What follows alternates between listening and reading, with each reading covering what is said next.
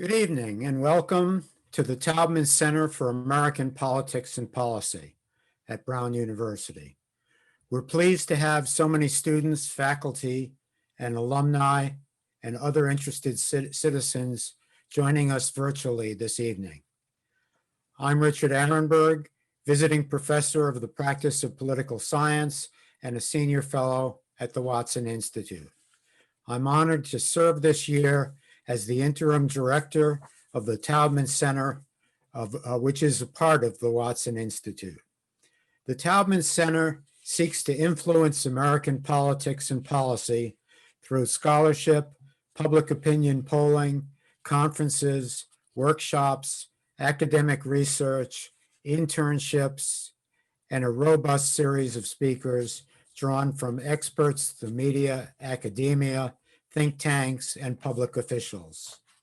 This year, we've been placing special emphasis on the 2020 national elections and now the birth of a new administration and a new Congress and the legacy of the outgoing president. Tonight, we present the 18th in our series of events. We're pleased to welcome the co-sponsorship of tonight's program by the Center for the Political Future at the University of Southern California. We're very fortunate tonight to have one of the nation's best political consultants, Mike Murphy, for a conversation about the future of the Republican Party and other issues on the American political scene. Mike Murphy is the co-director of the Center for the Political Future at USC. Murphy is one of the Republican Party's most successful political media consultants, having handled strategy and advertising for more than 26 successful gubernatorial and senatorial campaigns. His record in helping Republicans win in Democratic states is unmatched by any other GOP consultant. Mike has been called a media master by Fortune magazine. The GOP's hottest media consultant by Newsweek, and the leader of a new breed of campaign consultants by Congressional Quarterly. He's a widely known political pundit, appearing frequently on NBC, CNN, and NPR. Previously, he served as a regular on the Meet the Press political roundtable and wrote the Murphy's Law column for Time magazine. Mike served as senior strategist for both John McCain's first campaign for president in 2000 and Arnold Schwarzenegger's historic election as governor of California. Mike has worked on successful campaigns for many GOP governors and senators, including Jeb Bush, Mitt Romney, Terry Branstad, Lamar Alexander, Jeff Sessions, Slade Gorton, Dirk Kempthorne, Tommy Thompson, and John Engler. In the 2016 primary season, Mike served as the chief strategist to the Right to Rise PAC, which supported Jeb Bush's candidacy. In 2020, Mike joined former aides to George W. Bush and John McCain in endorsing Joe Biden for president. He has advised political leaders in 6 foreign campaigns also. A partner in the Washington, D.C. based Revolution Agency, Mike also advises several Fortune 500 corporations and several of America's largest trade associations. He has partnered with fellow campaign veteran David Axelrod to discuss American politics twice a week on the podcast Hacks on Tap. And I have to say, I'm a loyal listener to Hacks on Tap. Never miss an episode. He was born in Detroit, Michigan in 1962 and attended Edmund Walsh School of Foreign Service at Georgetown. Mike also served as a senior fellow at the Harvard Kennedy School's Beffler Center for Science and International Affairs and is on the board of advisors of the Institute of Politics at the University of Chicago. In addition to his consulting practice, Mike also works as a writer-producer in the entertainment industry. He and his wife, Tiffany, now live in Los Angeles, California. My conversation with Mike will last about 30 minutes, after which we will take questions from the audience. You may enter questions in the Q&A box on Zoom, which will be viewable to me. You can begin entering questions if you have them beginning now and throughout the program. Please keep them short and to the point. I'll convey as many of these questions to Mike as we have time for. This event is being recorded for later viewing, available on the Taubman Center website or the Watson Institute website. It is also being live streamed on YouTube. Now it's my great honor to introduce Mike Murphy. Welcome to Brown, Mike. Well, thank you, Richard. Thank you. I appreciate it. That is the nicest introduction I've ever gotten. So what are we doing tomorrow night? That was fantastic. So thank you. My mother wrote it, so it's probably a little long. But if you'd had a few more accomplishments, I probably would have passed out. Yeah, believe me, we're going to work on the shorter version. But anyway, thank you. I'm excited to be here. Well, it's great to have you. Well, let's just leap right into it. Let me ask you, is there currently a civil war in the Republican Party, or is it already over? Well, there's a civil battle. I don't know if it's big enough to be a war, but some of us would like to make it that big. It's kind of an interesting thing because, the assumption is that political parties are rational things and they exist driven both by ideologies that bring people together and a pragmatism to win.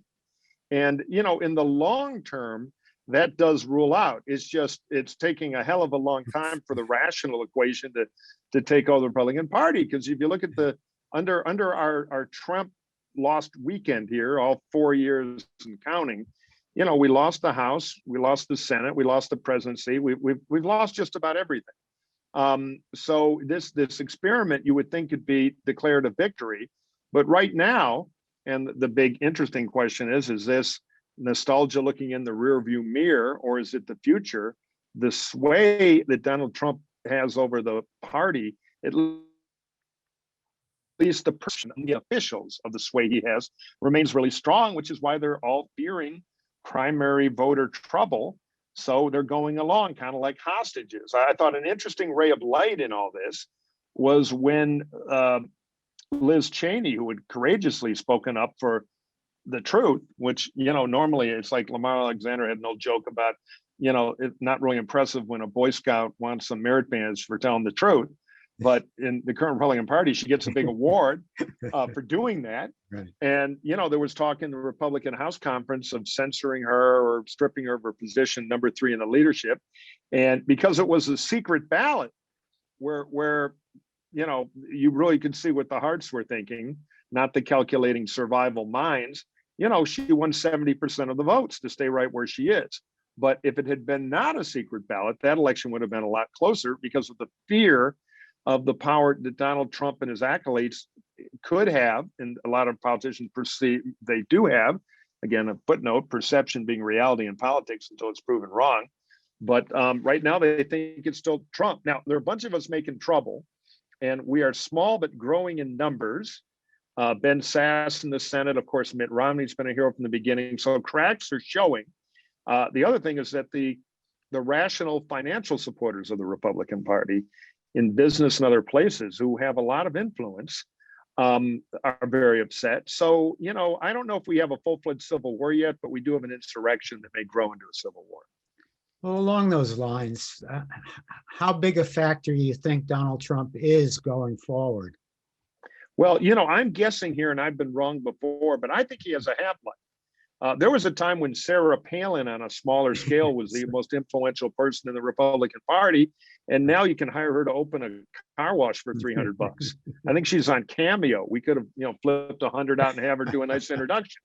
So, the mistake people make about politics is assuming it's static when in fact it's dynamic.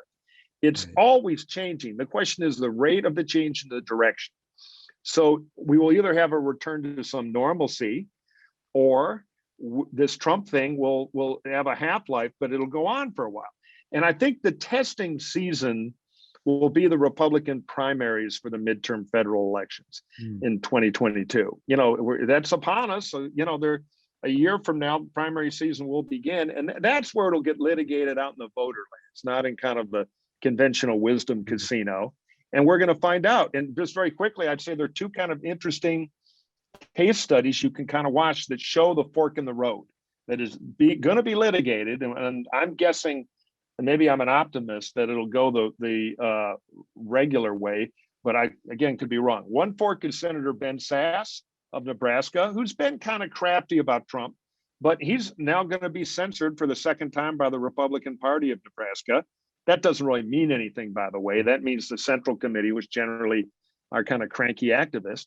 But he fought back. He put out a video. You can see it all over online on my Twitter feed. I retweeted it a few times, where he talks to the voters of the state about why it's a badge of honor that the cultists and the party apparat are attacking him.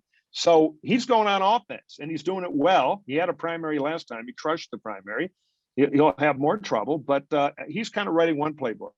But the other example, the kind of, canary in the will there be a fight coal mine, is in Arkansas, where there's an open gubernatorial election. And the front runner was a good guy. I know him, the current lieutenant governor, Tim Griffin, who was kind of moving on to probably win that race. Well, Sarah Huckabee, the daughter of Fox pundit, presidential aspirant, occasional miracle preacher Mike Huckabee, jumped in after her stint at the White House, which I would say was undistinguished because it was basically about putting the truth in a stranglehold. And she's running now. He took a poll, I'm guessing, and he announced today he's decided that as much as the people needed him as governor, they might need him as attorney general. So he pulled out of the primary because he didn't want to face the Trump wood chipper the way Ben Sasse has. And a lot of smart political people would say, oh, that's a smart move. I said, I don't know. I don't know where the Trump numbers will be in a year. I doubt they'll be as strong as they are now, though I doubt they'll be insignificant too. So bottom line is we got to fight it out to find out. And there's definitely a fork beginning. You see Sasse and Griffith is a good as a good indicator of the two paths. Given this fork, where does Mitch McConnell fit in all of this? He's kind of thrown down the gauntlet. How serious is it? It's funny, and this from your time in senior positions in the U.S. Senate.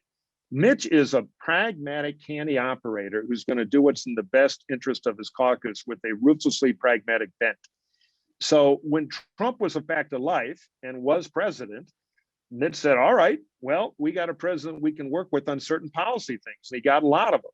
But people, I live in Los Angeles, so I can't, walk around the block and not bump into a liberal who explained to me that Mitch McConnell's Dracula and he and Trump are in a secret evil plot. The fact is McConnell can't stand Trump, never has been able to. But he was a bit of a useful idiot, I think, in Mitch's mind, and Mitch didn't have other options. Now that he went out and cost him control of the Senate by being a big part of the problem in Georgia, Mitch is ready to, and there's you don't have to keep him anymore. McConnell, to his credit, made a move on him. He, got out the old trusty sling blade and announced he was open to impeachment. Again, sub point, the impeachment case on the merits is pretty damn tough. It's right there. It's like Dillinger coming out of the bank with the money. But it's politics, this vote. And McConnell tried to give his caucus cover, tried to rally him a bit, because I believe with that ruthless pragmatism, Mitch would like to see him gone forever, and he'd like to see that simple majority vote after an impeachment where he could be banned from ever running again and screwing up the next set of primaries and, frankly, being Donald Trump, because Mitch would like to get the majority back like any Senate leader would. So I think Mitch is probably a little dismayed that the smart move, which is to, now that Trump is out of office, to politically behead him and bury the head in another state and move on, is not being adapted by 17 of his colleagues because they're so afraid of a primary in the short term when Mitch has his eye on the long term. So it's not a big, people say, oh, Mitch has had a conversion. No, Mitch is being Mitch. Trump is no longer a fact of life, so get rid of him. He's a problem. But unfortunately, I don't know, other than 5 or 6 kind of brave patriots in the Senate Republican caucus, I don't think he has the votes. And Mitch will not. What he won't do is whip his way and force his way to 10. Unless it's a done deal and he's got 17, he won't fight it. He won't take casualties for nothing. And that looks like where we're going now, in my view, anyway. Looking back for a moment at 2020, I know you focused a lot on the race in Florida, the presidential race in Florida, and I'm wondering about that. What happened in Dade County? Was it just the anti-communism of the Cuban vote, or really what explains what went on there? Yeah, so Republican voters against Trump, I mean, we were very active in Pennsylvania, Arizona, Michigan, Wisconsin, et cetera. But we had an idea, Florida's expensive. And the data showed Trump weakness there, like everywhere. So we thought if we would go right for his throat, which we were to do, millions and millions of dollars targeting swing voters. We always knew the Trump campaign would probably be broke. The initial campaign manager, Brad Parscale, had blown a lot of money early. So Trump had cash flow problems. And the more resources we could draw into Florida, the easier it would be to break his back in Wisconsin and Pennsylvania and Arizona. So we thought the best thing that happens is we pull resources he doesn't have that we do. And I mean, that's the worst thing that could happen and lose the state. The best thing is we win it. So there we are on election night watching it. And the polling had been close for 2 weeks within the margin of error, generally Biden a point or two ahead in most of the polls. But, we have to discount polling a little now because it's so hard to get a sample these days on the telephone or online or however you're trying to do it. So where it was from the beginning, where it looked like there were trouble, was Trump overperforming in Dade County. That ought to be a 25, 28 point Democratic county. It had been so historically. Well, Trump really chopped into that. And there were a couple of things going on. And I have not seen exit polling down there, but it's clear that Trump had played the Dade County well on the Cuba set of issues. Remember, Joe Biden was part of the Obama administration, and they had opened a lot of doors to Cuba. That was a wildly unpopular position there. And in a really well-run campaign, I'm a big fan of how Jen O'Malley, Dylan, and the others ran the Biden campaign. I think the one blind spot they had was they thought, and this is a blind spot the Democratic Party has in other places, and it's growing to their peril. They thought, they saw Dade County, they saw multicultural diversity, and they thought it would be about identity politics down there. Latinos would organize on identity politics, African Americans would. And it wasn't about that, it was about issues. And they never sent Biden down there to go after Castro and try to block that flank. So it was open, and the Trump guys really did a good job of running it. They kept sending Kamala Harris there, again, thinking diverse county, diverse candidate, diverse history. When the political reality, I've done a lot of work in Dade County, is there is tension between the African American and the Cuban community. Mm-hmm. So the way to fix a Cuban problem in Dade County is not to ignore your huge sins from their point of view on Castro, and to try to send a candidate who's preaching a diversity and identity message down there, because that is exactly the wrong thing. Trump also did better than he should have in the greater Orlando area with Puerto Ricans, another group that you would think, and if you look at national Latino voting trends, should go the other way. Now, the irony is that Joe Biden overperformed Hillary Clinton in some of the suburban areas and the semi-rural areas. So Biden was doing great in Florida, but this tidal wave of votes that we had not seen before came rolling out of Dade and a little bit out of Orange and beyond in Central Florida, and that was enough to pop the state. If Joe Biden had done 90% of Clinton's number, there would be about tied, and that would have been a super close election in the great Florida tradition. There are also parallels to this in Texas, where there were some counties that are overwhelmingly Hispanic and overwhelmingly Democrat. And again, I think the Biden campaign won. They never really were serious about winning Texas, and they shouldn't have been. Those resources belonged where they went, and they worked, and Biden won. But they thought, oh, we can take these Latino border counties for granted identity. Well, those are fracking counties and oil counties. And the economic message of where the paychecks were, the good paychecks, trumped the, hey, guess what? You're supposed to line up this way. And finally, Trump had a little, the Cuban politicians down there told me, and I believe them now more than I did at the time when I slightly believed them, is Trump had a machismo message that resonated with older Cuban men, just Trump's persona of tough guy. And Kamala Harris visits and silence on Cuba, we're not going to fix that.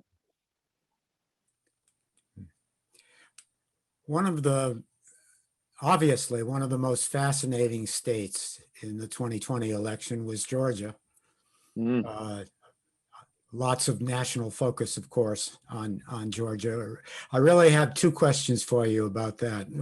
One is what's been done in Georgia by the Democrats, is it repeatable elsewhere in the South, or does Atlanta just make Georgia that much different than all the other former Confederate states? Yeah. And the second question is, well, what do you make of the two Senate races? I mean, was that, does Stacey Abrams get the credit for that, or does Donald Trump get the credit for that? That is a fantastic question. I'll give you my opinion on it. I'll kind of do it backwards. So it is just the nature of political journalism, and those of us who are obsessed with politics, to always try to find Mark Shields used to talk about that, find the gimmick, It's always one kid. Who's the genius kid in headquarters who figured out to do radio ads at midnight? Or now it's the internet. Who's the internet genius? Or where's the ad with the dancing canary? That did it. They always try to reduce it one thing. And for Georgia, it's Stacey Abrams. Now, I think Stacey Abrams was a huge force for the Democrats as an organizer in Georgia. In fact, I wouldn't be surprised if Biden hits the political rocks and has trouble from the left, she could be that trouble, which is kind of interesting looking down the road. But the truth is, the big demography is always more powerful than the campaign gimmick. And Georgia has become a lot more like a Northern Virginia because of the primacy of the Atlanta metroplex, its size and vitality, and the involvement of the African-American community. They're becoming more and more economically powerful, which leads to more and more involvement in politics and more influence. So Georgia had changed a lot from the Georgia I knew when I was working for Mac Mattingly or Paul Coverdale in the mid 80s and early 90s. And that has tilted the scale a bit. And I think you take that trend, which is good for the Democrats, and you add the special Trump Tabasco sauce, which is for the Republican Party. Trump is anthrax in the college-educated suburbs. Suburbs are changing demographically. They're less white, good for the Democrats, because we become the Caucasian party for the most part. There are occasional outliers like we talked about in Dade County, but they're rare.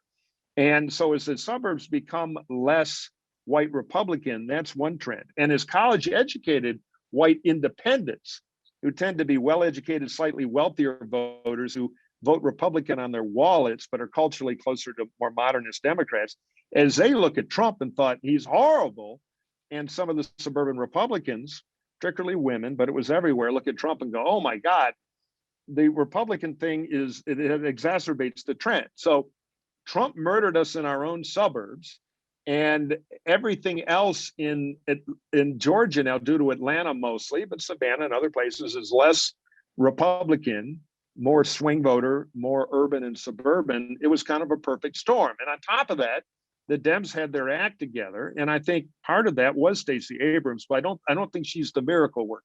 You wouldn't send her into Alabama and shock her, the state moves 10 points. I'm all for her getting credit because she worked hard, but I don't think she, this personality thing where we find the magic, the gimmick, is a bit overrated.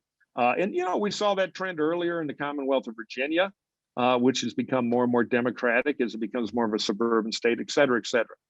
Now, as far as the runoffs, Trump took our problem in the suburbs and decided, let me make this worse. This is one of the reasons McConnell had such a conniption fit about him, because it was clear and the message was being sent Trump, stay out of this thing. Don't make it a referendum on you, for God's sake. You know, they hate you. But Trump's ego, Rahm Emanuel just texted me. I think he's tuning in. So now I've got to start cursing.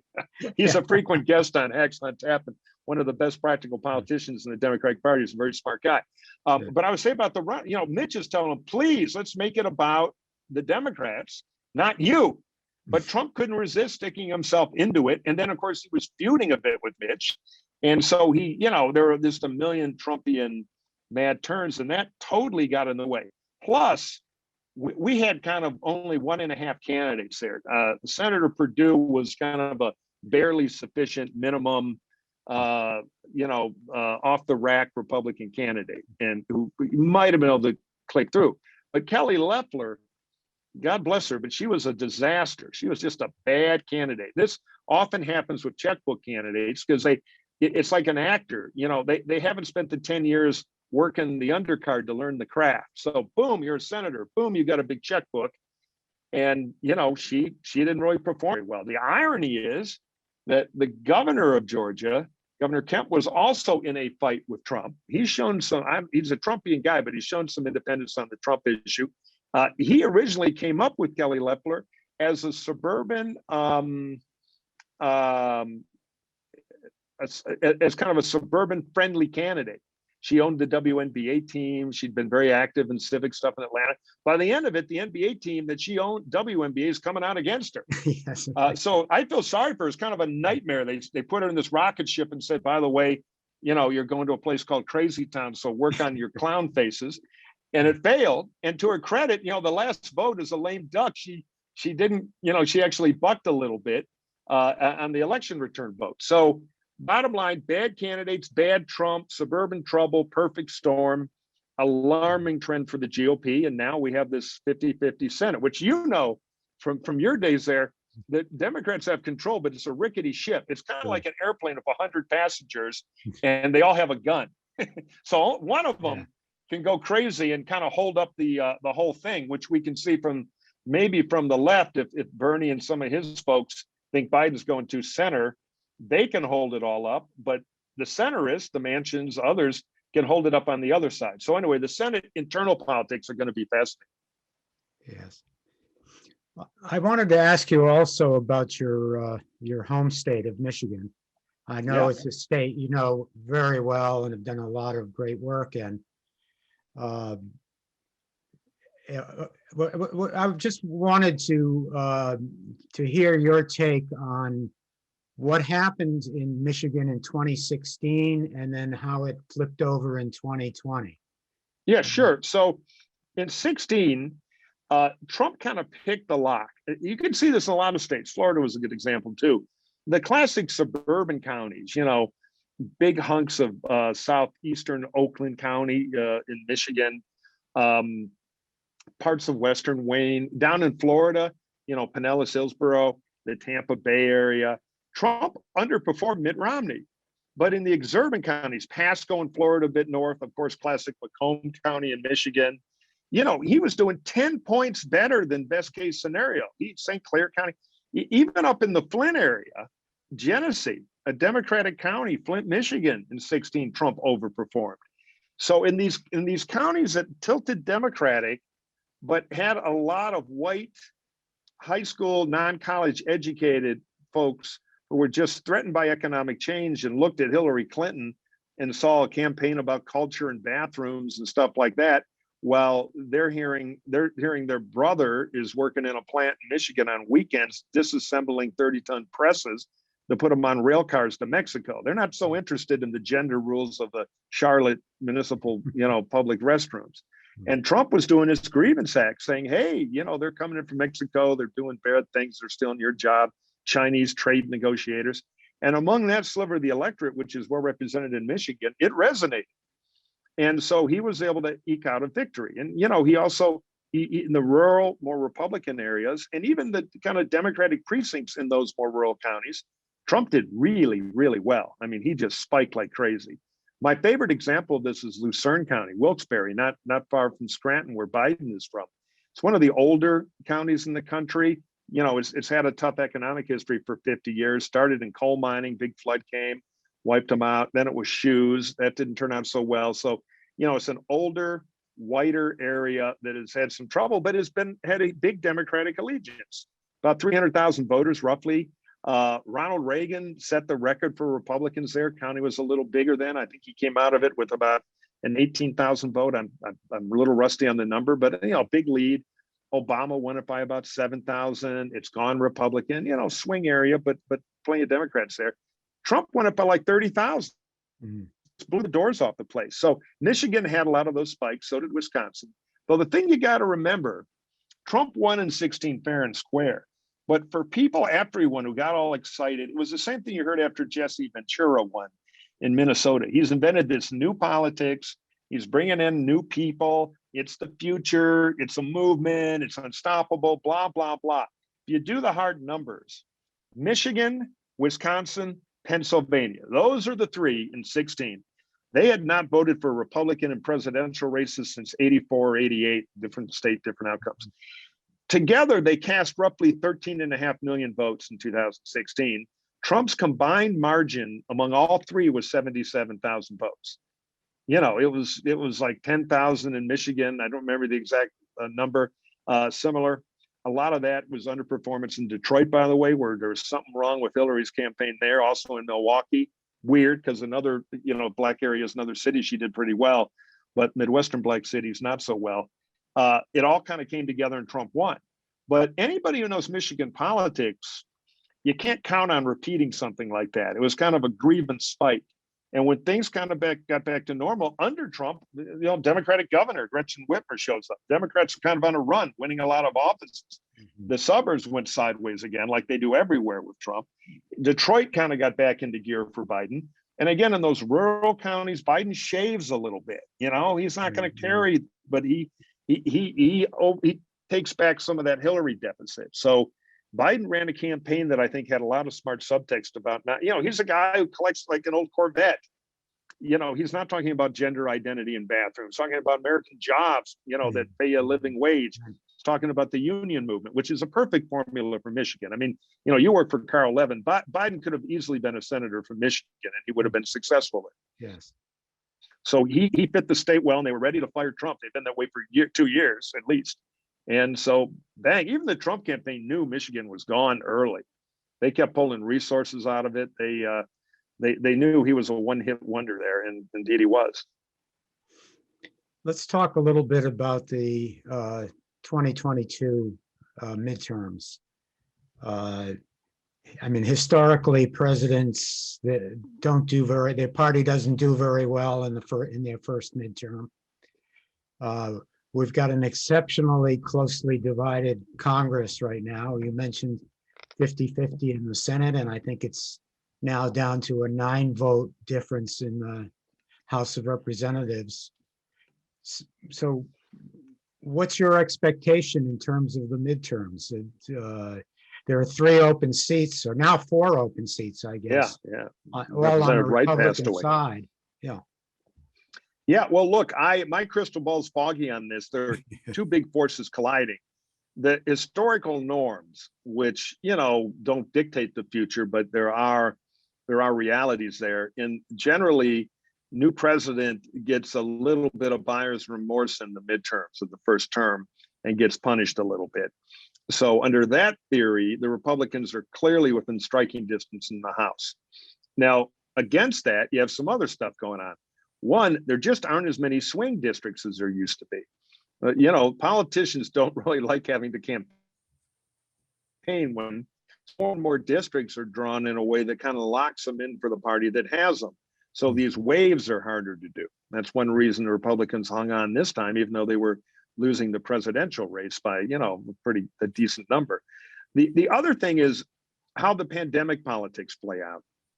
So what we've learned about the politics of this horrible pandemic is the words are easy, but it's the actions that rule your political fate. So Biden owns it now. And if Biden can go out and get the country vaccinated and show what Trump couldn't show, competence, that'll might be a sugar rush long term with all the debt we have, the other issues. But people go back to work, state revenue's going to go up, fiscal go up. People are going to be working again. That's going to be a good psychological and real jolt to the economy.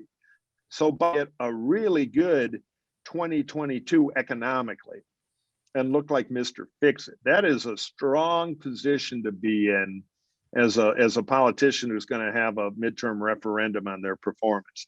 So, that is a path where Biden can marshal some forces if he can execute.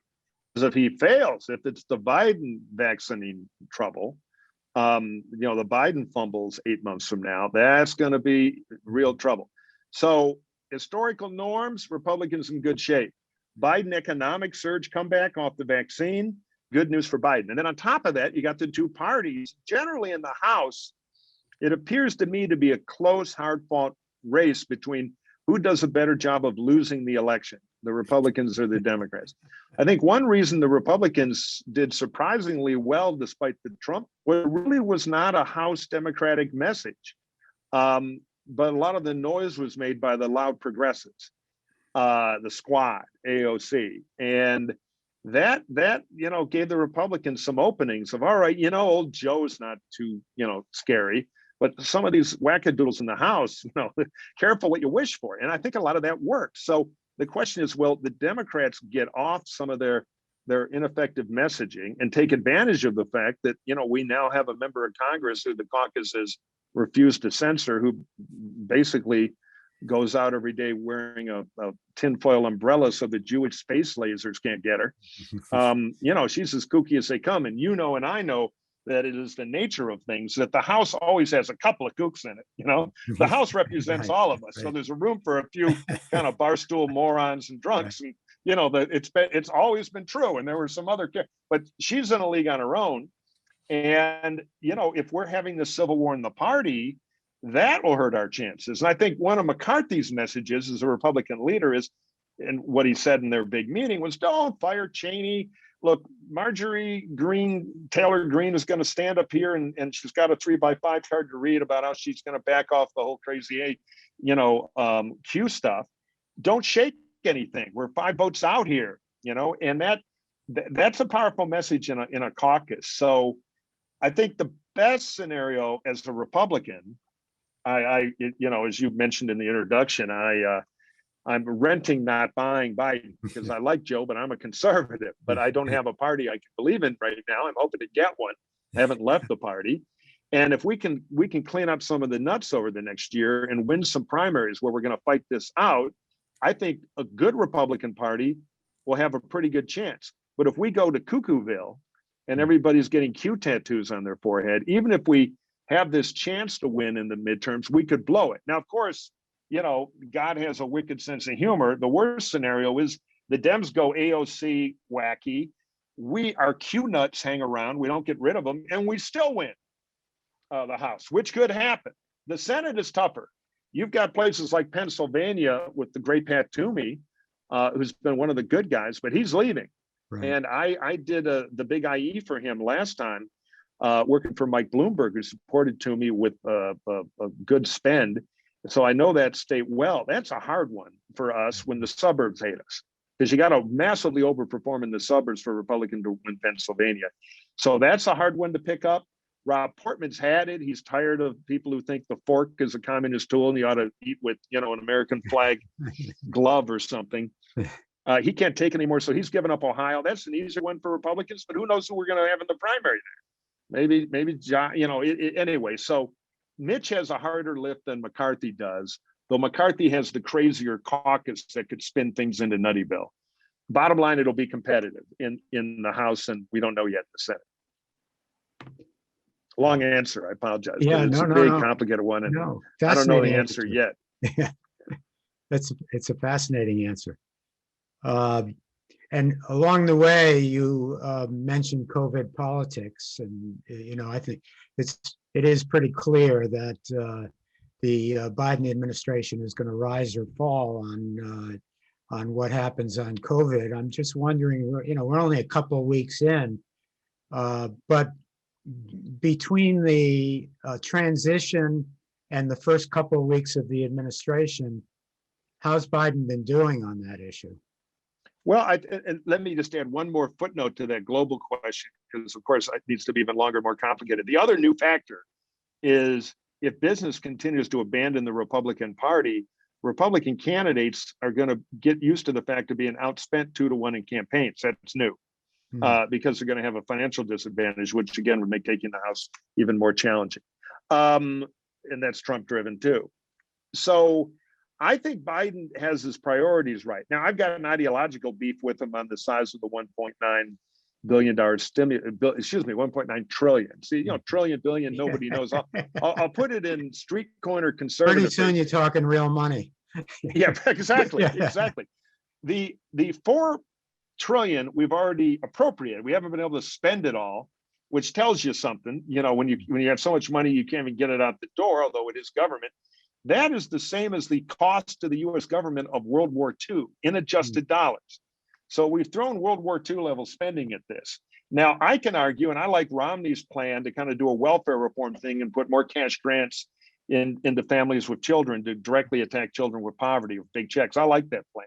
And I like the idea of extending unemployment benefits, because this is why there are unemployment benefits, these crises like this. I'm not sure if it ought to be 1.9 trillion, half the cost of World War II, but he's got the power to do it, and it looks like it's coming. So I think politically, there may be some vulnerabilities now. We've got this scandal here in California where it looks like there's been at least 17 billion with a B dollars of unemployment insurance fraud during this COVID stuff.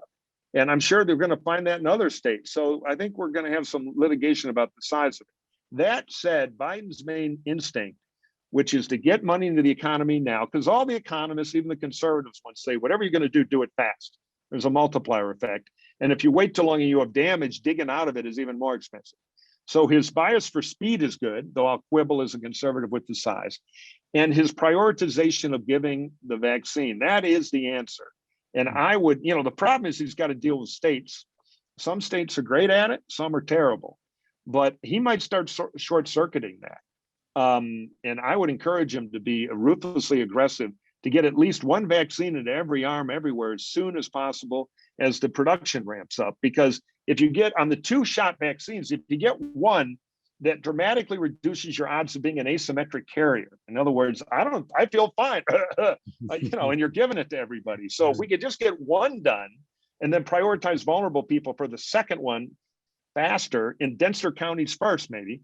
There's stuff to do to improve it. And he's got a smart team. Ron Klain knows this stuff in and out. I would give Ron the same amount of power MacArthur had after World War II in Japan, until he gets one shot in every adult arm in America. And I think the Biden guys get that. So I think they have a good plan. Now we're going to find out if they can execute. And I would tell them to break all the China they got to break, because politically, the execution is going to drive the economy, which is going to drive their midterms, for good or bad. Okay, the attack on the Capitol on January 6th. Now, that was particularly a horrible thing for all of us that spent a lot of time in that building. It felt very personal. But I'm wondering, given the way news cycles come and go these days, how long do you think that event will reverberate? Is it a factor going forward in our politics? It's funny. I don't know, but I have fears. I work, as you mentioned, in Hollywood. I belong to 2 unions, which has been a character building experience for a right-wing nut like me. But I wrote this movie, and it's in the gun world, the commerce of guns. And I'm a Second Amendment guy, but it's an amazing story. And I learned a little bit about this. And every time there's one of these horrific gun massacres where somebody shoots a lot of innocent people, gun sales go up significantly. It's happy days are here again in the industry, because people fear more regulation or they feel for their security, but the outrage fades quickly, tragically quickly. Yes. So I think the biggest impact has been among the staffers and members who live in that building on a bipartisan basis. This rattled them to their core. I know members of Congress who are hiding in their offices. Yeah. I know staff who are traumatized.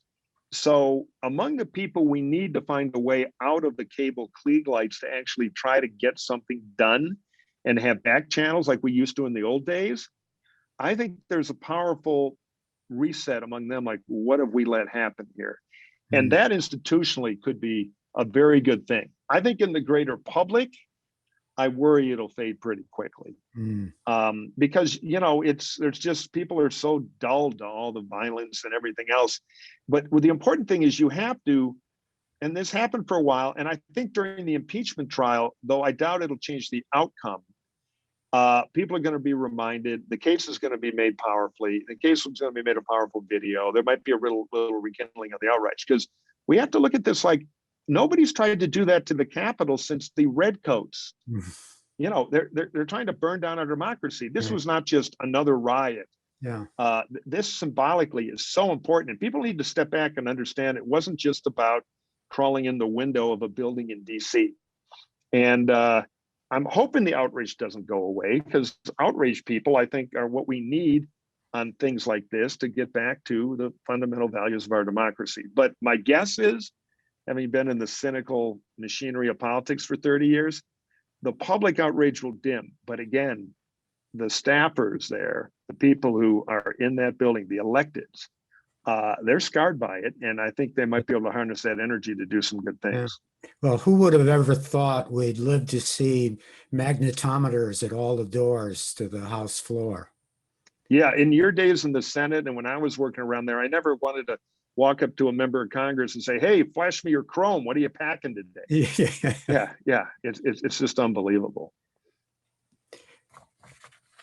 When I first went to Capitol Hill, we didn't even have magnetometers on the doors, Right. the main doors. I mean, people used to be able to drive up to the White House. I mean, you know, now Pennsylvania. I remember, you know, driving up to the White House.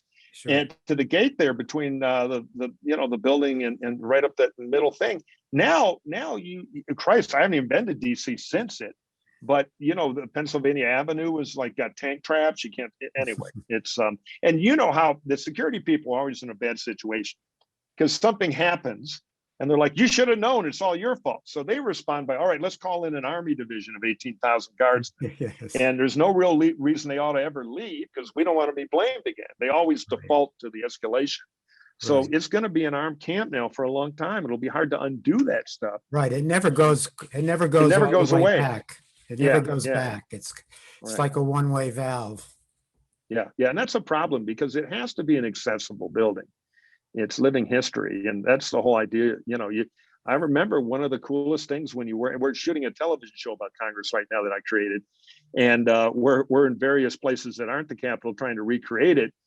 And it was funny with the costume and set designers kind of recreating hallways of the building. I said, no, you have to understand, it's not all guys in suits. There'll be 5 guys in cowboy hats visiting from the Oklahoma Cattlemen's Association. There'll be a class of 5th graders. You know, it looks like America there. Yeah. And the people, they should be able to go see their members of Congress. Right. And if this thing is a military base, it just undermines everything. It's always been a source of great glee to watch the way various congressional committee rooms and offices and so forth are depicted in a lot of movies. They look more like the Taj Mahal than Congress. I don't, I think the best one of all time was Mr. Smith Goes to Washington, actually. Yeah. Oh, it's fantastic. And, you know, if we get an order, we're build it right. Right now, we're kind of doing what we can for a pilot. But it's funny, we have a couple of congressional offices, and we manage, you know, those black couches everybody has in the house, those black, we found the guys and we bought 2 of them for the show. But the problem is we can't make them worn enough, because everything is a little worn down. Like the cloakrooms, people think, you know, you walk into the cloakroom, you feel like you're in the sub lobby of kind of a failing movie theater or something. So it's hard to, you know, make it look like it. Anyway, it's about the only place in America where you can find a phone booth. Yeah, it's right. And a popcorn machine with popcorn, I wouldn't recommend you try, because it's been there since the 70s. Anyway, this is part of the civic repair of America. We got to get Capitol Hill back to something that's secure, but not an armed state. I'm just curious. One thing that comes up a lot in the classroom is questions about the creation of a third party. And as a seasoned political professional, what's your thought about that? I mean, you see any circumstance in which a third party is viable in our system? No, and I kind of hate third parties. Call me a political hack, but I've worked around the world where they have multiple parties. I did an election in Central America once where, the two beer brands, each started a party and they were in the hunt. So the problem with the multi-party thing is it splinters everything. And then it's all coalition politics. Having two parties kind of creates consensus. Now, that said, plenty of problems with the two-party thing. The problem with the third party, there are a couple of problems. One is it's hard to do mechanically because our system is Coke Pepsi. The distribution is designed for two parties. If you and I decide, hey, we're gonna start Zowie Cola, well, we're gonna need 15,000 trucks and a delivery route to deliver the stuff. I always joke about Dasani water, with no insult to Dasani water. I ask people when they bring up third parties, how many people here have had Dasani water? And all the hands go up. It's in the hotel minivan, it's at the McDonald's drive-through, it's at the convenience store. Why? Is it good water? Does anybody wake up and say, I'm going to walk a mile for a Dasani? No, it's not particularly good water, but it's everywhere because it's the water of the Coca-Cola company. It's on the same truck, so they can put it everywhere. They have the power of distribution. Bob's water doesn't. So the reason that's important in politics is right now it's a two-party deal. I mean, even if, let's say, Mike Bloomberg gives us $2 billion, we run you, Richard, as a third-party candidate, you would have my vote. But the problem is we get to the Electoral College, and as you know, if it's a plurality, even if you manage to have more, you go to the Congress, and they do a unit voting where the Republicans and the Democrats have to get together and decide, hey, we got to screw the Republicans and Democrats and elect Ehrenberg. I don't think so. Yeah, right. So we'd have to change the system. Now, the one way I could see it happening in the future, because it is undeniable that people like the idea. Yeah. But the problem with liking the idea, if you get most people say, damn it, I'm tired of this crap. We need a third party because I hate the Republicans. I hate the Democrats. They're just politics. So we put them all in the Silver Dome or the Superdome. I guess Silver Dome's gone in Michigan. We put them all together and we're going to find out they all disagree on everything. There is no third agenda. The agenda of the third party is I hate the other guys. You put them in, big fist fight breaks out. So, but even if that was solved, the Kardashians start a party. Everybody thinks they're going to solve everything in our new pop culture world. They figure out the Congress thing. You can't get on the ballot in half the states because we still have kind of the 1903 system. So where it will come to America to end this rant is eventually we're going to have blockchain encrypted voting on your phone. Mm-hmm. And right now, if we had elections by telephone, Putin would win everything. They actually tried it in Estonia. Easy to hack. But we actually did a project on this at JFK at the Belfer Center that I worked on.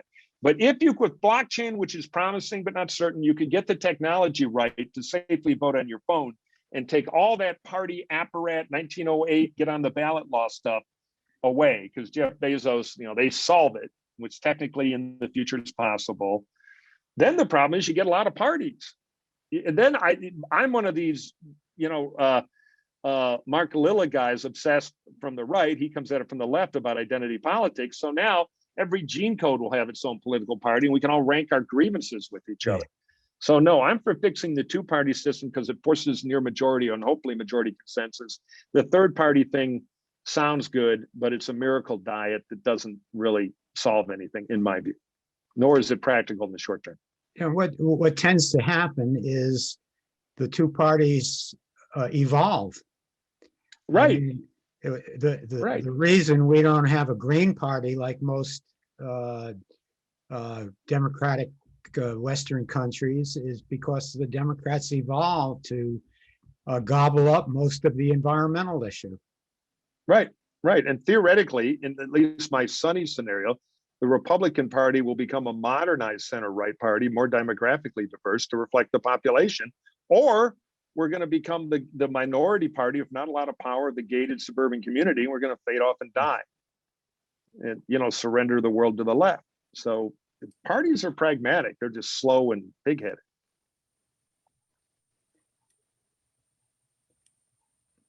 Now, let me ask you, we're kind of piling up audience questions, so we'll go to the audience in just a minute. But Sure. let me ask you one last question. President Biden has put a lot of emphasis on reuniting the country and working across the aisle, and that's a message. I mean, all presidents come into office with that message. That all presidents, not Donald Trump, come into office with that message.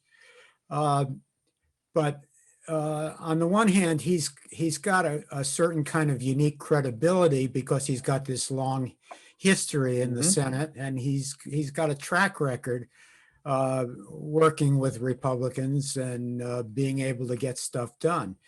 But of course, our politics now are so extremely polarized on a partisan basis. It seems hard to imagine that being very successful. And I'm wondering, number one, what you think about that, and number two, do you think it's damaged already by the decision to try to use reconciliation to pass the first big Biden bill out of the box? Yeah, I worry about that. I mean, I think Biden believes in it to his core, so it's very genuine. I think what Biden is really saying is bring civility back. You know, or Reagan and O'Neill or Biden and McCain could have a drink at 5 o'clock after disagreeing all day. We now have the politics. I always quote the great Democratic Congressman Bill Gray of Philadelphia, who says it's become "I'm right, you're evil." And when it's "I'm right, you're evil," I'm a hero for killing the evil guy. I can do anything to him or her. They're evil. Lock her up. And you know, it's like having the Michigan State Ohio game. At the end, we burn down the stadium if we don't win and try to kill the other team. It's not good for football. Yeah. So I think Biden wants to get out of that zero-sum total war, I'm right, you're evil stuff. Bipartisanship is tough because for bipartisanship in the truest form, which everybody's for until an issue comes up, and then they start disagreeing. Right. But disagreeing is fine. That's why we have politics. But we should be able to disagree without saying you're evil and you ought to be locked up. That's what we got to get back. Yeah. Shrum and I talk about this a lot at USC at the Center for the Playful Future because, you know, he's a card-carrying communist, but we've been friends for 25 years. I don't think he's evil. I think he's a patriot who's wrong on the issue. So what I think Biden really wants is that civility back, but civility is a $30 word that, you know, people, you know, he calls it bipartisanship because it's the most friendly and voter-friendly way to do it. Well, it doesn't really have to be bipartisan. It just requires that both parties come to the table. It's most of the time we can't get them to the table. Right, exactly, because they're afraid if they go to the table, they're going to get stabbed in the back as a traitor for hanging out with a known evil person. Right. So, you know, and the cable networks make this worse. There's a whole formula of this bad tribalism. What you really need to have bipartisan work is Pearl Harbor. You need huge, high-stakes unifying national events. COVID should have been that, but Trump as president is incapable of that. Everything is tribal war and hatred to him. So we had exactly the wrong guy at a moment that we could have had some. Now, we saw the proof of that right after 9/11. We had a period of about 6 months on Capitol Hill that really was quite bipartisan, quite productive. Right. We have, and that's but it only lasted 6 months. But right now, I take 6 months, you know, because we teach people it can happen. Yeah. You know, so the reconciliation thing. So the Senate is tricky. Biden was the one guy the Dems could put in a room with McConnell and get a deal. It happened time and time again, as you know. I mean, there were others back in the day, but so one theory is Biden should make a deal, lower the number, maybe get a commitment for an infrastructure thing down the line, et cetera, et cetera. The other argument is he's going to lose his left if he doesn't go big now. So the practical politics of what he did, I kind of get.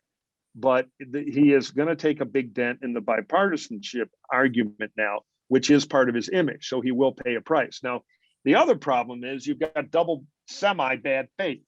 The Republican and the Democrat, my friend Axelrod, you know, would get irked if I mentioned this, but whether it's true or not, we can argue that later. If you talk to the Republican negotiators. Barack Obama was always doing bipartisanship in his rhetoric. And they would go over and meet with them. And the Obama guys basically said, we would like 95% of what we like, and we can call it bipartisan. We have little pins to put on you guys. And if you yell a lot, we'll go down to 89%. But I don't know if you can make it. You know, as Obama famously told John McCain, yeah, I won. So the Republicans feel they got hustled last time on this by the Obama guys. You know, we're the bad guys who went bipartisan because we can't agree to 90%. And so now, I think some of the Democrats don't trust the Republicans, potentially with good faith. But let me just say, McConnell's been a really tough partisan 24/7 leader of the Senate. I won't dispute that. But I don't remember Tom Daschle running over to the White House to see what Reagan wanted either. So this is kind of, we put kind of a tougher rap on the thing than maybe is true. So the bottom line is, I think Biden will pay an optics price, but he'll get what he wants. If it works for COVID, debt hawks like me will be horrified, but politically it'll probably work for him. But he's gonna take a hit on the bipartisan thing. I do think, being Biden, he'll get another bite at that apple. And if they can do infrastructure without greed, if it's not about transfer payments, but basically they borrow money from the Chinese at almost no interest rate to do capital investment to build up the economy to compete with the Chinese, there are Republican votes there. If you force communities to take government money to build a solar-powered garbage truck, no. But if you give them roads and bridges and rail and fiber, there is a bipartisan infrastructure deal ready to be done. And maybe that's his restart. Okay, let's see what the audience has in mind for you. Howard asks, what is Liz Cheney's future in GOP? I'm proud of her. She's number 3 in the leadership and number 1 in courage, along with Adam Kinzinger, Fred Upton, and a few others. They tried to kill her, but in a secret ballot, she beat them. She had 70% of the vote. So I don't think she's going anywhere. She will have a primary probably in Wyoming. But as Ben Sass did in his excellent video, which I'm Murphy Mike, at Murphy Mike on Twitter. You can find it on I've tweeted it, or go to Sass's Twitter account. He's going to be censored for the second time, and he still cleans their clock in a primary. The state central committees are like the old, this is a dated reference, the old Jeff McNelly cartoons of the United Nations. He was a wonderful editorial cartoonist. And there'd be a rabbit with a stovepipe hat and a guy in a clown bow tie. You don't really care who the state central committee is. I mean, it's a nuisance. It's an embarrassing story in the press, but they don't have a lot of real power. And Sass is taking them on, and he's winning. And I think Cheney will do the same thing. And she has a great name in Wyoming. Of course, her father is revered there. Here's the thing about Liz Cheney. She knows how to fight. She does not run. And you want to take her out? Well, they tried, beat them 70-30. Want to try again? She's got her dancing shoes on. I'd look out. I haven't yet seen the Paul in Trump world who can beat her, but we'll find out. There'll be a primary and we're litigated. She'll be back. And I'll tell you this, Kevin McCarthy's on thin ice from both sides. If, the ones who wish he would lead and give them cover don't like him, and the Trump true believers don't like him. If he fails to get the majority, I think he's toast as leader. He'll have a rebellion. And if he gets the majority, he still might be toast. But we will see. I think Liz might be there longer than he is. Yeah, it's interesting.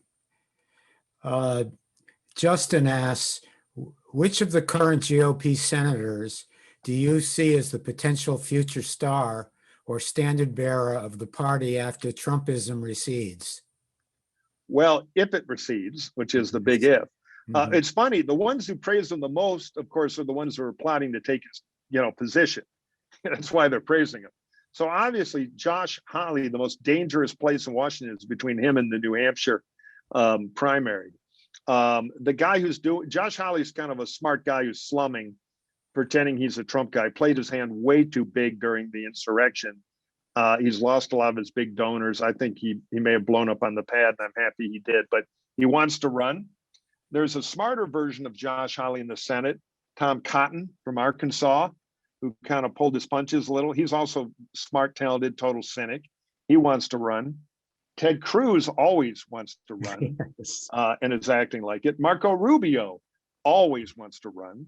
Ben Sass would be very impressive. Doesn't have a big base, taking some chances on Trump, but that makes him interesting. And he's a good politician, very smart guy, generational. He's interesting. He's a Christian conservative, but not a grievance candidate. He's kind of Jack Kemp with a little more connection to the Christian conservatives in terms of social good. I'd keep an eye on him. Not sure if he can make it in the modern primary, but possibly. There's a congressman who has broken my heart because I had high hopes when he got elected, because a very smart, capable guy, distinguished service in the military, a guy named Dan Crenshaw, who was a kind of a classic scholar soldier. And he got elected in Texas and immediately has gone on the Trump train. But he is a star and he's rising in the party. And I'm hoping he's faking it about Trump. And he could undo some of that and be what I think is his true self. Most congressmen don't have the base to run for president, but he's a potential superstar in the party. And then, of course, you've got Nikki Haley, governor of South Carolina, who is, again, done Trump gymnastics that, even the East German judge would have awarded gold to. It's been unbelievably cynical, very depressing. I'm against her.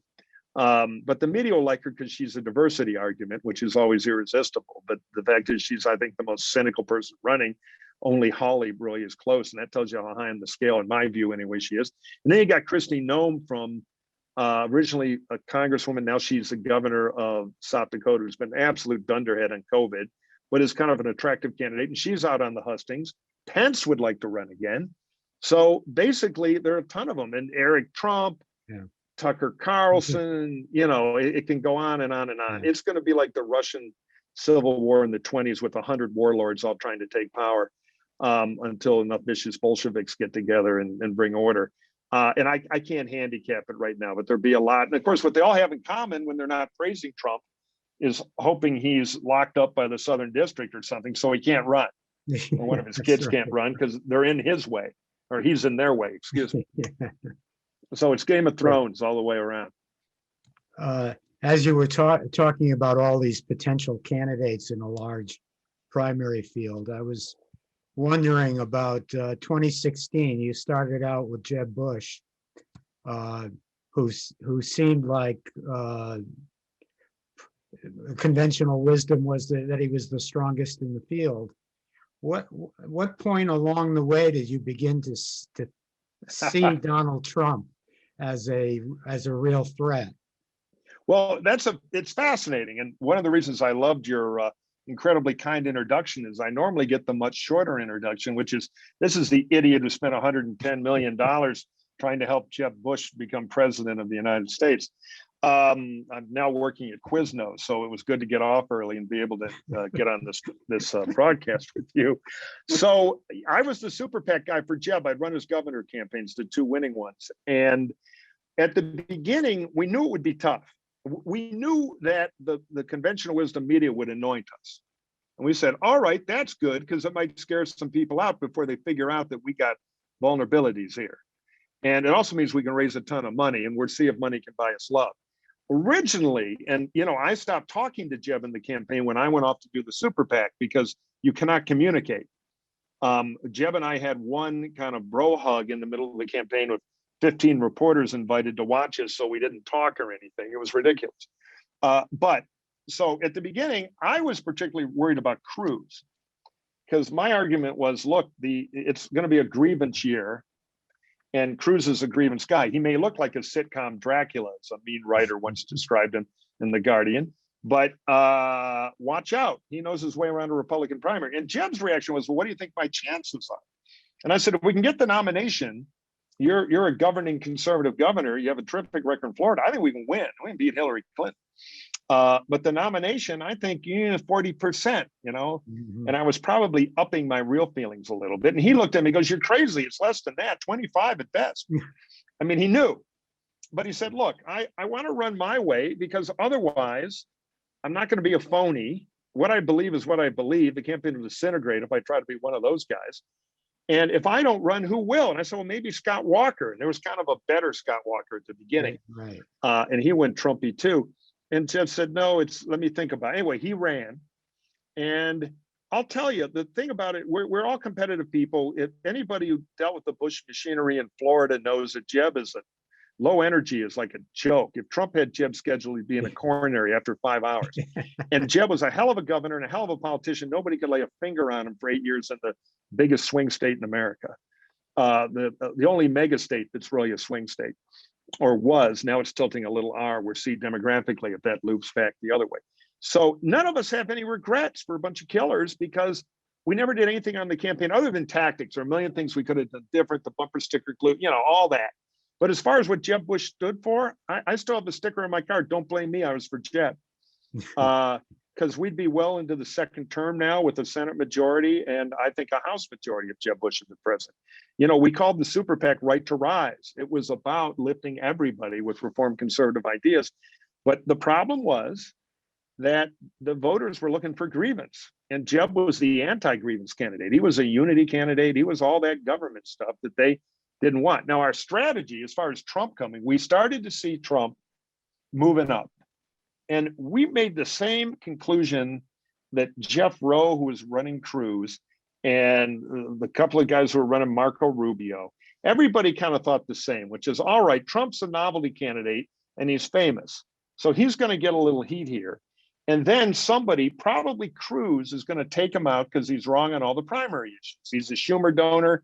He's for gun control. He's pro-choice, all the Republican primary laser sword stuff that has worked for 100 years. Well, Trump started getting bigger, and then we did a bunch of polling like everybody.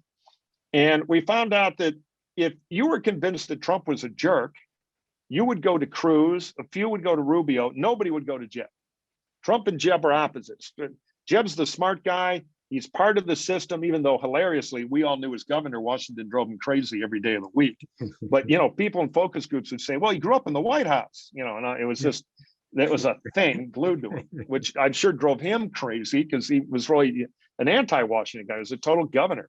And so we thought, all right, we can go drop a lot of money beating Trump and we can elect Cruz. So our best shot is to take out Marco, take out Christie and Kasich and unify the regular Republicans and let somebody win the Cruz versus Trump thing and then have the apocalyptic final ballot. Well, the problem is we did ruin Marco, which the Marco helicopter moms are still mad at me about, or us. But we couldn't, Christie had no money, but he wouldn't leave. And then he turned on Marco, which turned out to be pretty good. And Kasich was running a one-state campaign in New Hampshire, which was a problem, but we knew we'd never go anywhere after that. And meanwhile, Trump started taking from everybody. And the media, of course, gave him 7 times the attention of anybody else on cable because Trump's news. Three-legged dancing hyena, and that'll sell cereal and cable subscriptions. So bottom line is, if I could do it again, there are things I'd do different, but I don't think we would have got the nomination. And I don't regret being for Jeb Bush. And we refunded $14 million to the donors because we had very tight financial controls, and we kept this fund to run if we broke through. We didn't break through. Yeah. All these donors would call me up saying, I don't like losing, but nobody's ever sent me a refund for 15 grand before. So I'm proud of that, and I'm proud of the team we had at Right to Rise. They all moved to LA, put their lives up to really commit, and they were a tremendous group of people. I'm very proud to have worked with them. Great. Lynn asks, San Diego's former mayor, Kevin Falconer, a Republican, has announced his candidacy for California governor. Unlike previous San Diego mayor and later Governor Pete Wilson, he has worked extensively and respectfully with our neighbors in Tijuana. Any chance for a moderate, business-friendly Republican to succeed in California? Well, it's hard in the normal election because you have to get through a primary. And there's always going to be a state rep or state senator in a day glow, lock 'em up, bus driving around talking about immigration. And then you lose the primary. But if there's a runoff, I did the Schwarzenegger election in the runoff. So what happens is, again, Gavin could get caught on this thing. It has a long way to go. But when these runoffs are when the state is really mad, it was the car tax, the license tax with Gray Davis. So because of COVID shutdowns, if they keep bungling the vaccine and there's just this boiling moment, it's possible they throw them out. Then there's another election to pick so you got to win them both. Now, there's headwinds to recall elections, but if they're mad enough, they could do it. My guess is they won't, but there's potential here. There's enough dry, dynamite around, and there's a match. People are walking around with matches trying to get in the crate to light the dynamite. Maybe they will, maybe they won't. We don't know yet. Not to mention Jewish lasers. Yeah, well, they're standing by. When you see the clouds line up in a big queue, you have 10 seconds till the lasers come down. So the other thing going on is Falconer is the kind of person who could win one of these multi open primary things in a runoff, in a recall, because he might get 30 on the first ballot and have a runoff or something. It really depends on who all actually gets into this. Is there a flame-throwing conservative? We had Congressman McClintock, then I believe State Senator McClintock, running against Arnold from the right. Luckily, he was underfunded, and we were able to kind of smother him out. But somebody like that gets into the high teens, and then the Labor Democrat might get to 50 if there's only one. So it's a complicated formula. But if there's ever a chance for a candidate like Falconer, or I'm mispronouncing his last name, Mayor Kevin, I'll do the Mayor Pete thing. This is Mayor Kevin, who was a good mayor. This is it. If the recall thing comes to light, it's not impossible, but tricky. It's a very special kind of election in a state that is less Republican than it was when Arnold won, which was still an uphill battle. Arnold started low in the polls, not way out in front, and he was a great candidate, and he was able to move himself forward. John asks, reading into the polls, if the GOP turns against Trump, they lose 25 to 30% of their voters. If they continue to embrace Trump, they only lose about 10% of their voters.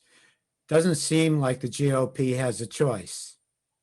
Welcome to Congress, questioner. That's exactly what a lot of them are thinking about. So here's the other factor in that, though. Things evolve. We talk about these Trump voters. Remember, he got 75 million votes approximately. That's number 2 in American history, more than Obama. So people say, my God, there's 75 million Americans who love Donald Trump and do whatever he says and want to storm the White House. No, that is the tip of the crazy spear. Most Republican Trump voters used to go by another name, Romney voters. Before that, they were called Bush voters. Yeah. They're habitual Republicans. So Trump may have 8 or 9 million people he's moved in, but a lot of this is tribal loyalty to the R. It's like if you're a Red Sox fan and your pitcher goes out and does a lot of awful stuff in his personal life, and then originally won you the series and the next year screws up and loses 10 games in a row, you're going to get mad at that pitcher, but you're not going to put on a Yankee cap. You're still going to be a Red Sox fan. So, don't conflate the base Republican Party vote with the Trump vote. It's true they've intersected now, but they can still be Republicans after Trump fades away. I don't think the Republican Party will ever reject Trump. I think Trump fatigue they will move on to new people and put the Trump thing in the rearview mirror. And, he could be wearing an orange jumpsuit on tax charges. Southern District of New York could have a real case against him. There's all kinds of Trump trouble coming in Trump's own world. So the question is, will the party move on, or will the diehard, more Trump kind of Bonapartists stick around, and will they be able to win enough primaries to control the party, not only in 2022, in 2024? Or will the Trump crowd lose enough primaries in 2024 that the party starts making a collective decision forward? That is the big question. It's not that Trump won't fade away, but Trump may become less relevant to the politics of now and be about the politics of then. And that's what we don't know. But traditionally in parties, they do move on. Nobody was running around in 1980 saying, stop Reagan, we need Jerry Ford. So we'll see. Now, I know Trump's a special thing, right. And he had that grip because the party is becoming more populist. Because in my view, partially, bad human behavior leads this by leaders like Trump, who in my view ran a racially tinged campaign from almost moment one. But this fetish the Democrats have for looking at the country as a confederation of groups lets nativists like Trump start saying, hey, white people, you're a group and look out, they're coming for you. And what the Democrats learned the hard way is if we do groupism politics, there are a lot of white people that the Trumps of the world can unify and cook up on race. And that's not always the best politics for the Democrats. Obama, the amazing history-making first African-American president, never defined himself, his candidacy or his presidency, through identity. Democrats haven't learned a lesson from their own best guy, and that's fuel for Trumpy stuff. So I don't know if it'll go away. I don't know if the ideas and the anger, the populist rage behind Trump goes away. But if we have a good economy, if real wages go up, we beat COVID, and we can get a reformed conservatism that appeals to voters beyond the core Trump vote, maybe 25 million of the 75, we have a chance to shake this thing and have political success. Big if, but we could. Raymond asks, Mitch McConnell wanted to install ideological and inexperienced judges. He got what he wanted. I think many of them will resign in time because they will need money to pay for college and other lifestyle expenses. I'm a conservative, so I'm not going to get on the McConnell judge train. No matter what side of the judge debate you're on, you got to admit Mitch played that piano like Captain Nemo. He knew what he was doing. And that's what political parties do, by the way. Winning and losing counts. He had the votes, he did the thing. Next time organize better and win. Yeah. And from my perspective, the Democrats shot themselves in the foot there when they dumped the filibuster. Yeah, I'm with you on that. I mean, we should spend a minute on it. It looks like it's this idea of blowing up the filibuster forgets what the Senate is for. You don't like the Q lady in the House? Well, the founding fathers were worried about that because they knew there were taverns and drunks and cows. The Senate is supposed to be a little slow and difficult, not the instant gratification machine. So this run to turn the Senate into the House, I think it's terrible. And a lot of Democratic senators agree, which is why they haven't done it. Right. To their credit, including, I think, in his heart, Joe Biden, who knows, because Right. he knows the Senate like the back of his hand. So your book is great, and people ought to read it now, because the cable TV argument is, oh, the filibuster's in the way. We got to rock on America, get rid of it. And you make a good argument against it, and people ought to read that, because careful what you wish for. Well, thanks for that. But to follow on what you said about Joe Biden, when the book came out, I got a handwritten note from him, "Dear Rich, signed Joe," and he said, "This book ought to be required reading for every member of the Senate." Yep. So, I think he understands about the filibuster. Yep, absolutely. Biden knows best on the filibuster. That's my bumper sticker. Yeah. Mark asked, do you think some Republican congressmen are now against impeachment because they've received death threats? Well, that's funny. I've got a couple of friends in that institution who on both sides of that vote. And I can tell you, the Gabby Giffords thing shook them back when she was in her district. Thankfully, she survived.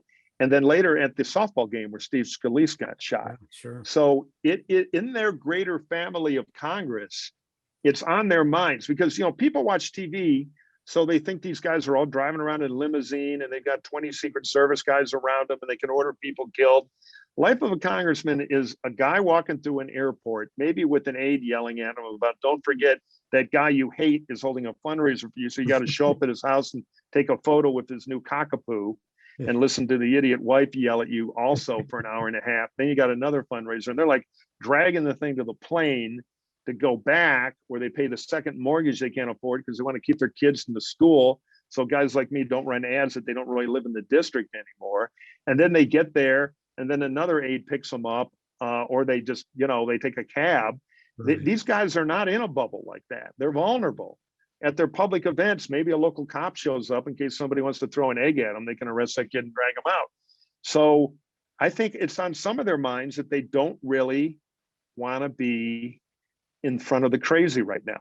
The other thing you got to remember about the House people during that vote, I'm very proud of the 10 who voted, because they didn't have to, because Nancy was going to deliver that vote. Impeachment was going to pass the House. So their votes didn't matter for anything but their own honor.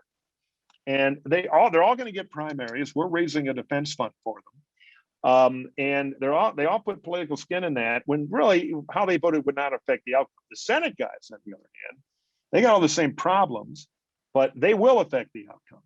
So the House guys took the pain when they didn't have to. So I'm very proud of them. But yeah, I think in the back of some of their minds is, we're in a crazy time. The Trumpers are violent. And I wonder about my family. because they do not live in a security bubble off campus, off the Hill. In a related question, Diana asks, can the impeachment vote be secret? I think the answer is no, but it's an interesting question just because you wonder what the outcome would be. Yeah, I think it's no, but if it is, they'd impeach his ass. Two senators have told me great lights out in the Senate jokes. One senator 15 years ago, there was a senator from Pennsylvania, used to be the Philly DA, named Arlen Specter. Mm. And Arlen was very tough and very smart. Arlen, by the way, he sounded just like Bob Dole. Arlen Specter had that twang because they both grew up in Russell, Kansas. So they both had a Kansas twang. In fact, I made a movie about Dole when he ran, and I interviewed the teacher. Oh, Arlen was the smart one. Bob was popular. But anyway, was complaining about Arlen Specter and rubbed the temple, and the senator said, I'll tell you something about Arlen, damn it. If I was in broad daylight, if I was in the Senate and I had to beat one of my colleagues with a claw hammer, it would be Arlen. If I had to, obviously I'd be guilty. If I had to pick one of my colleagues to defend me, Arlen, no doubt at all. So now another senator said, boy, if we could ever get Trump in the Republican conference room with no Secret Service, turn out the lights for 2 minutes, we'd kill him. Because they know they're hostages. They know. So yeah, secret vote, they bounce some. I mean, not all of them would. Rand Paul would be sitting there and a few of the others. But let's put it this way, Mitch would find the 17 votes. I think it would take him about a minute and a half. It'd be more than 17. But it's not a secret vote. Look at the House. On Mary Cheney, it was 70% to keep her. Would have been 80, Right. but they're afraid of the repercussion. But secret vote, it was 70%. So I'm for more secret votes on this stuff. Susan asks, what would you say are the top 3 reasons so many people voted for Trump? Well, it was a polarizing election. All the right of center turned out, all the left of center turned out.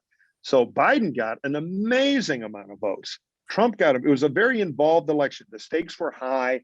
Young people who don't always vote participated. I would say 2/3 of Trump vote was habitual Republican.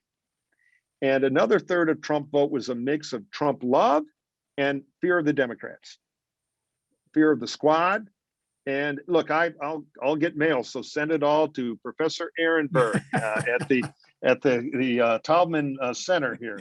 But Kamala Harris, my senator in California, was not a masterstroke for Biden. Didn't do a lot for swing voters. Didn't even up African-American turnout that much. And in the suburban world, and I've seen focus groups on this, she was a little scary to them because they didn't know her. They were smart, capable, but didn't know her. Liberal. Biden's old. Biden dies. Somebody I've never heard of from the left wing of the Democratic Party is going to be president. Little fear factor there. I thought she did well in her debate. She was a better VP candidate than she was in her primary campaign, which was pretty much a disaster. But, there were ideological fears about the Democratic Party. And I think, the Trump campaign did an okay job of working that up. That said, Trump got a lot of votes, but it don't matter because somebody else got a lot more. Well, we're almost out of time. I think we can maybe squeeze one more question in. And Carol wants to know, will you talk about the impact of the Lincoln Project? Well, I wasn't at the Lincoln Project. I was at the Grover Cleveland Project. No, I was at something called Republican Voters Against Trump, which Bill Kristol, Sarah Longwell, Tim Miller, and I did. And we spent 40 million bucks in all the right places. And we had a little different approach. The Lincoln guys were good at doing kind of shocker ads that a lot of people shared on Twitter, many of them Democrats. We were very disciplined about all swing voters all the time. And all Republican voters who were worried about Trump. We were trying to chip away that 6-7% of the Republicans. And the data indicates we were pretty successful at it. So we were highly targeted. We did a ton. We were, I think, the second biggest Facebook advertiser in Arizona and way up there in Pennsylvania, too. As we discussed, we did a ton among swing voters in Florida. We moved a bunch of target counties. We spent some money in Dade County, but we weren't as effective there. We really needed the Biden campaign to get Biden down there to do certain things, which you can't do as an independent group. But I can talk about our campaign, rvat.org, and I was very, very proud of it. But, you know, Lincoln, look, anybody going after Trump, I'm for. So I'm glad they were in the fight, but I don't know much about their operational stuff, what they spent money on, et cetera, et cetera. I do know there's been press about my old friend John Weaver. We worked for McCain together, who's in this tragic thing where he has, you know, broken my heart and many others by apparently involved in this this tawdry behavior. I tweeted this, and I'll say it again though, and I got a lot of angry responses at Murphy Mike, if you like to read angry Twitter responses, which is, I am offended and horrified by the predatory things Weaver did, and in no way absolves him of anything. He's got to be held totally responsible for that. But John was on the right side of every fight in the Republican Party that I've been in for 30 years. And I think in the full picture, that ought to count for at least a little. That said, I condemn him, as he should be condemned for those actions. Well, Mike, I want to thank you. I said before we were on the air, I said to you privately how much I admire people who will stand up for principle in these polarized partisan days, even when it's not comfortable, because it's not the position of their own party. So I really salute you on that. And I want to thank you so much for spending this time with us. We could have gone on like this for many more hours, I'm sure. Well, thank you. And I appreciate those kind words. It, you know, when you have a political career, at the end, you want to look in the mirror. And I'm proud of almost all the candidates I've worked for. And once in a while, you got to make a choice, so you make it. And I wish more people had. And I think we're gaining speed here. There are a lot of people who weren't never Trumpers, but there are no more Trumpers, and we'll take that. So anyway, thank you, Richard, for those kind words. I really enjoyed this.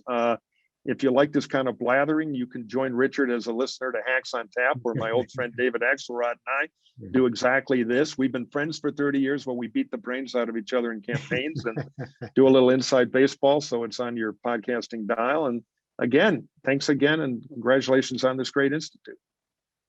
I loved your characterization of the Senate as a bunch of guys jumping around on pogo sticks. I couldn't get that image out of my mind. Well, they're a little older, so they don't move fast, but they like to move. Good. Well, take care. Thank you, everyone, for listening. I want to thank our audience. Yes. And Absolutely. Good night.